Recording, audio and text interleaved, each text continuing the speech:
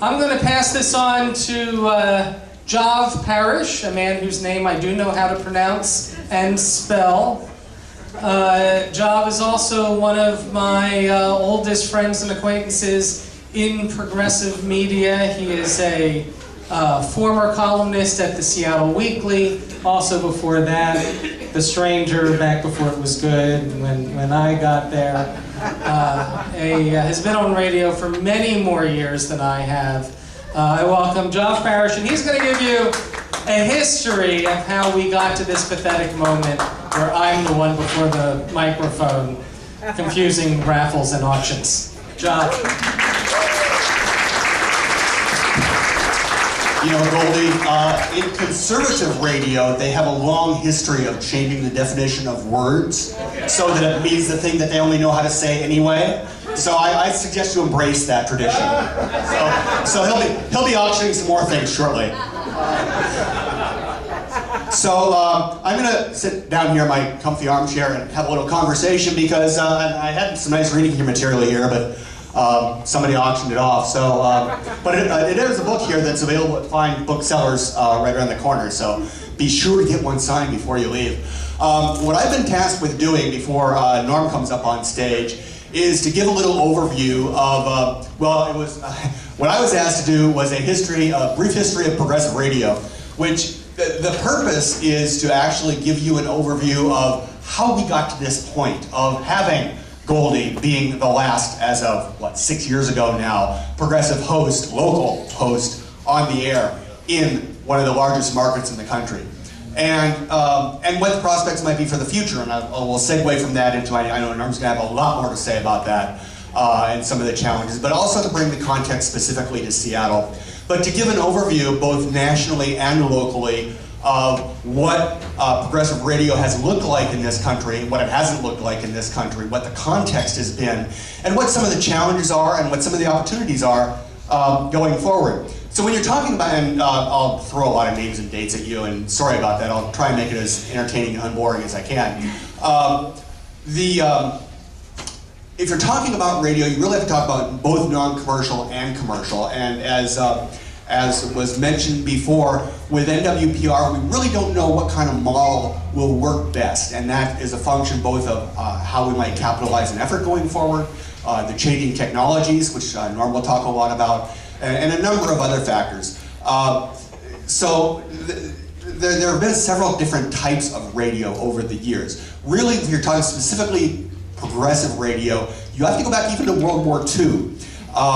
And the beginning of what was called Pacific Foundation was a guy named Lou Hill, who was a conscious objector during World War II, a pacifist explicitly, hence the name, and was kind of concerned about the warmongering in commercial media during and after World War II. Some things never change. And so he founded not only the idea of community radio, which had never been done before, but also the idea of using as your income stream not money from corporations, but money from listeners. That was the whole beginning of listener-supported radio. Pacifica grew over the next 30 or so years to have stations, not just his first one in Berkeley, but also in LA and New York and Washington, DC and Houston. In 1990 or so, they started a national network, Amy Goodman became a star, etc. And so that continues today. And they, I could spend another hour talking about Pacifica, but I won't. You also have had, since the 1960s, here in Seattle, we had listener-supported KRND, which only lasted about 20 years. It was Seattle's only true community radio station that it has ever had. KCMU, licensed to the University of Washington, now KEXP, which I've been on for the last, God help me, 18 years, gets a lot of its money from listeners, since it's a listener-supported station, but it's owned by an institution. It has other sources of income, etc. Crab, and same for KBCS, the Bellevue Community Station over in Bellevue, which is a great station, but doesn't have a real good signal. But Crab was a full power signal on the commercial FM band, started at a time when the FM band wasn't much listened to. Never run that well from a business perspective, which is kind of a chronic problem with community radio stations. Everybody gets excited about the programming and nobody wants to actually balance the books. And Along about the early 80s, the board decided, hey, you know, we're on this really valuable commercial frequency. We can take over a non-commercial frequency, sell the commercial frequency, and suddenly, for the first time in our lives, we'll have a big operating reserve. So they sold the frequency to what became the Mountain, and then couldn't get a non-commercial frequency, and that was that for community radio in Seattle. As of 30 years ago now. We haven't had one since then that was truly listener supported. There's a great one down in Olympia, Chaos, for people who live in the South Sound. KSER up in Everett was a spin-off originally of Crab. It doesn't have a real good signal south of North Seattle, but they also do some really good things. And as I mentioned, KBCS and KEXP have some aspects of community radio. But that's really the last true large signal model that we've had here in Seattle. NPR started in the late 60s with an explicit mission nationally, along with PBS, Public Broadcasting Radio and TV, to serve voices that were not broadly heard in mainstream media. They've drifted a bit away from that mission over the years. You know, I love NPR and what they do, but they, and KUOW and KPLU locally. KUOW actually ran classic music for much of its day until the late, say, 80s and early 90s when they transitioned into full-time news talk. But they're not progressive radio. They are not explicitly partisan. They do not serve as advocates. They're liberal in the sense that, say, the New York Times is liberal, where they'll take on stories that other outlets might not take, but they try and do some from a factual basis, and they try and stay painfully objective, usually overcompensating in the other direction. So, you know, they're very good at what they do. I'm glad they're there, but it's not the same thing as, say, KPTK. That was the history of non-commercial media. Commercial media, you really didn't have specifically one-sided political programming up until the late 1980s. And the reason was, prior to 1987, you had something called the Fairness Doctrine. And what the Fairness Doctrine was based on was this quaint notion that the public airwaves are owned by the public. Yeah, I know, it's kind of astonishing. Well, the Reagan administration decided that, along with many other things, should be privatized. But the notion of a broadcast airwaves being owned by the public as a finite resource and meant that in order to have a broadcast license, you need to broadcast at least a few things that were in the public good. Hence the public affairs programs that used to run at 4 a.m. on Monday morning. And, you know, Seattle in depth with our special guest, who was it, sweet? But you also had the requirement that if you had on, say, a political candidate, or you had on an advocate for one side of an issue, you also had to air the other side. That entire requirement went out the window in the late 80s under Reagan. And that, along with the rise of satellite technology, which made it much easier for independent syndicators and independent programs to distribute their fare going around existing networks and sell it even live, let alone tape to hundreds of stations around the country, that led to the rise of people like your friend and mine, Rush Limbaugh, who back in the days before his drug habit became quite so bad, was really, he revolutionized talk radio. I'll give him credit where credit is due. He came out of Sacramento originally. By about 1990, he had a couple hundred different stations. And really before that, the only people who'd done that were things like Art Bell doing Coast to Coast, and Larry King back when he was on radio. Stations that, or hosts that had existing networks distributing them. He did it on his own, and he did it with a great deal of rating success. He proved that, surprisingly enough, large corporate sponsors were happy to line up behind somebody who said for 3 hours a day that corporations shouldn't have any regulation. And in 1992, a radio station became the first station in the country to broadcast 24/7 nothing but conservative talk. That station was KVI Seattle.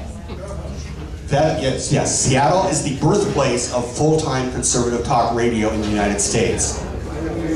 Kind of makes you wonder why Seattle shouldn't be the birthplace of full-time, locally oriented, liberal talk radio in the United States. And I might point out, we have that opportunity with these people in the room today, right now. So look around at your neighbor and your friends and the fine people who helped organize this event, because we are going to make this happen. Really, for the last 20 years or so, conservative talk radio has operated on the same model. It became popular in 92, 93 First around the presidential election in '92, and then the outrage that that flaming liberal Bill Clinton was in the White House. And so it grew throughout the '90s based on the outrage that a president gave blowjob that wasn't getting us into wars. I still fondly remember the headline on Bush's inauguration in 2001 from The Onion. God, I love The Onion.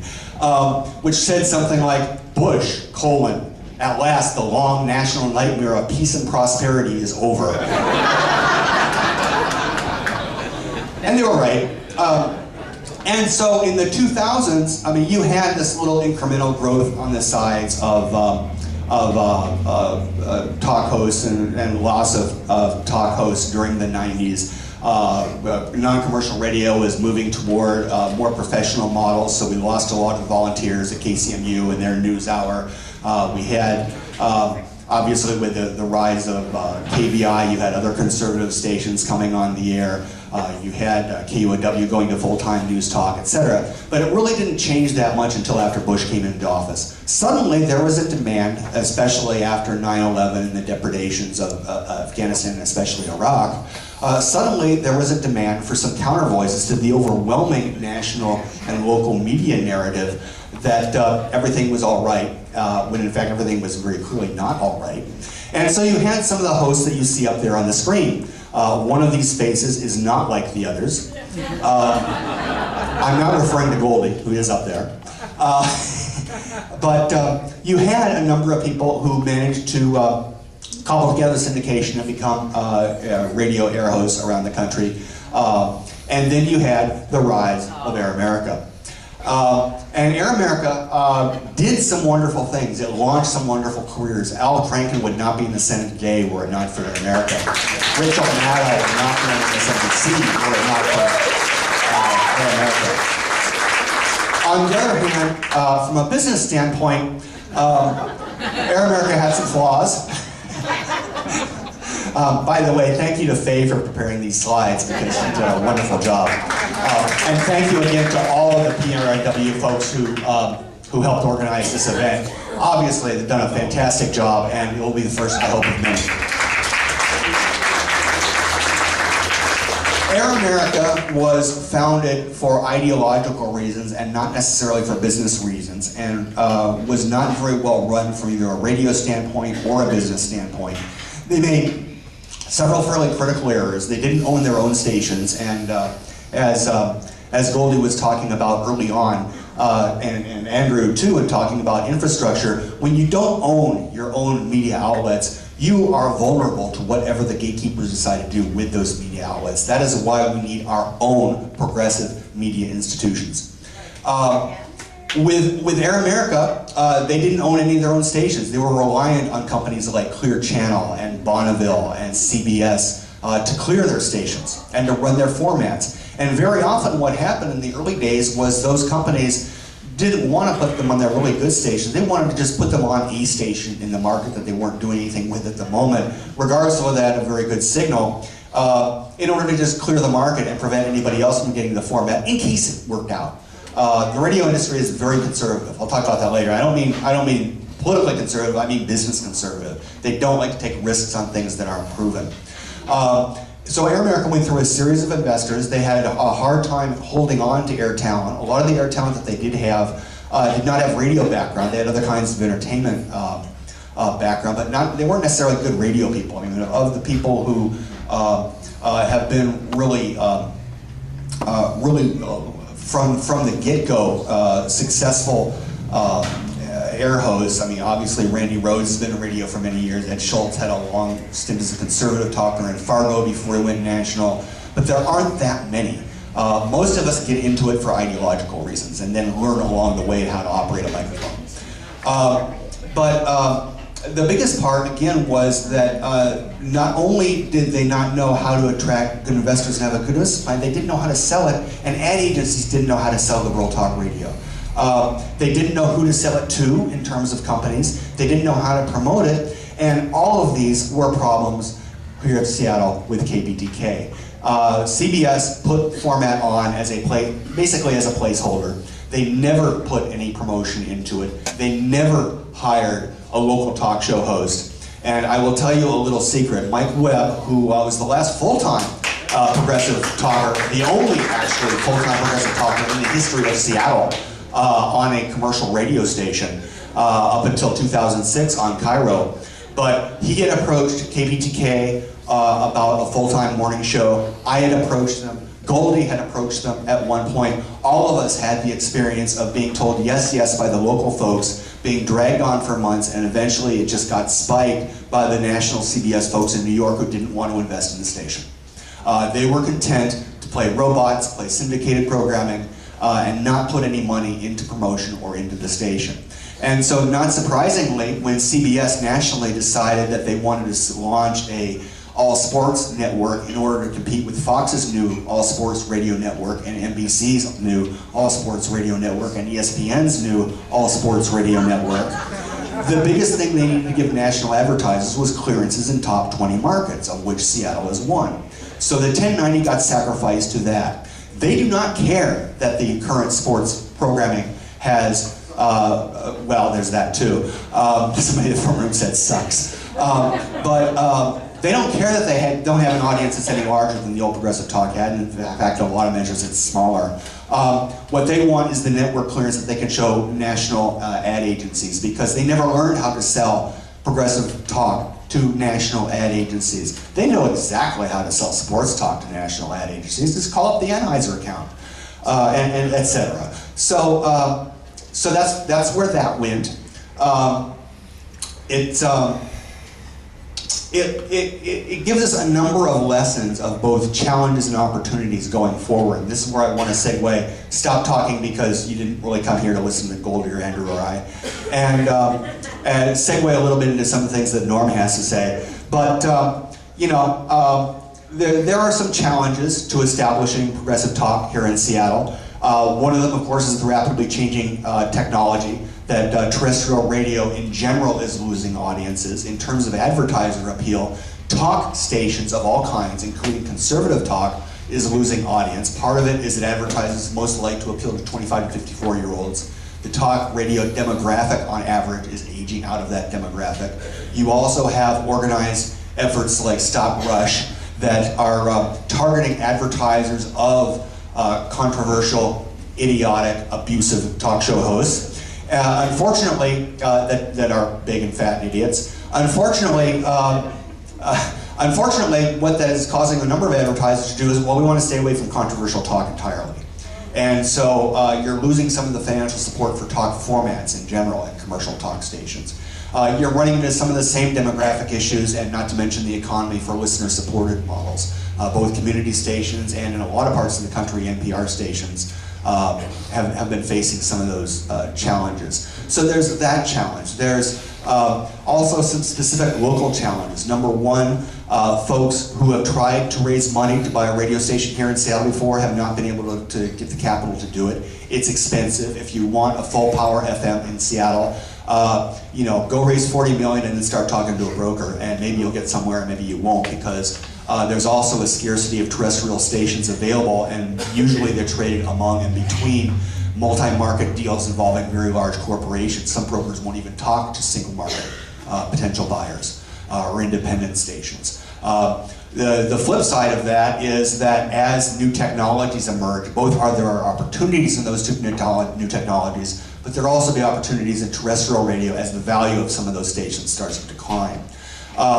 Again, the challenge with Seattle is that it hasn't been done here successfully. I'll say more about that in a minute, but people are going to point to the experience of KPTK and say, well, it didn't work out, even though there were, as I mentioned, a number of these mitigating circumstances.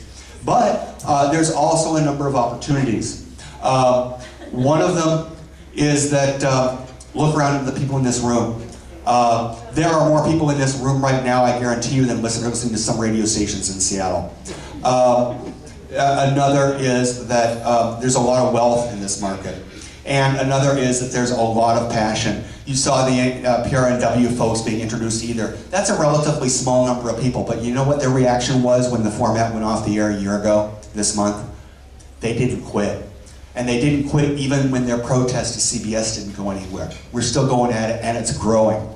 and it is going to get a radio station here in Seattle, and we are going to get Progressive Talk back on the air, and we are going to put people like Norman back there. And with that, we'll auction or raffle something else off and bring them up. Thanks.